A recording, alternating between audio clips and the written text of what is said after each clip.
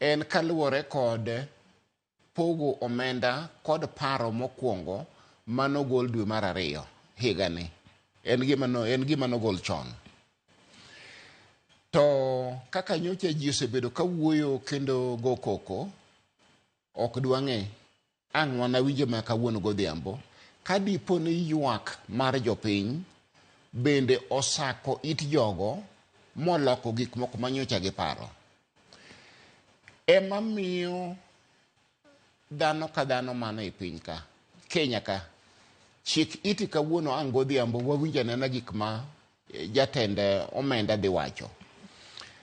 Kaluwore kod finance bill manogol bende dwe mokalo, kendo wasebedo kiwuoye ahinya nyaka nyoro tich abich mokalo, en ni paro mag yudo pesa ne gin ang'o gini emopong'o iye kanyo.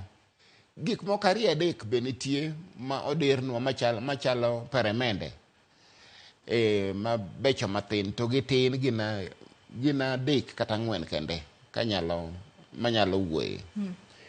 Modong' duto en kaka idhi gol pesa kuom piny mondo opong' budget. To nikech ji nyocha osebedo kawuoye samoro kawuono nieri jatend omenda mar piny ang' nyalo loko weche moko mondo kete iye kanyo.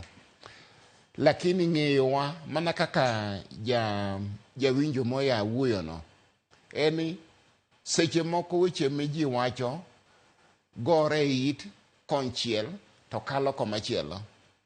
Giwacho ni ne wawacha wacha ni mondo ji obi owuo to winjo to kwa winjo. Kanya kene winjore maber.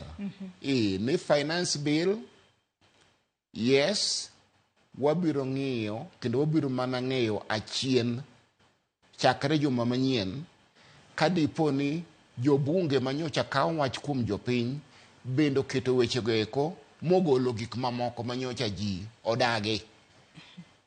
Tuwang'e ni ma en budget mano mar ariyo ma sirikal mar Kenya Kwanza somo nyaka ne gikaw telo e pacho kae mane higa mar 2022. Kwang'iyo kit kaka gisebedo ka keto budget margi. Bende paro ni ging'iyo ga gigo monego bedni imiyo maino kata sectors monego bedni imiyo maino kata bedo prioritized moloyo sectors mamoko. Se gin gikete aketa tekne ni sector ne yudo pesa maonge sector mora ma odong'. Bende ging'iyo ga priority mar mondo mi kik bedni sectors monego bedni imiyo pesa mang'eny wayudo piny kucha. Gitimo mano. Gitimo mano kendo anyalo wacho kaka achiel kuom jok mosebede meetings go eko. To mak mana weche nitie ka ariyo. Miwacho gi josomo gi jorieko nitie. To ma siasa chuno ni nyaka tim kaka dwaro nitie. Mago weche ariyo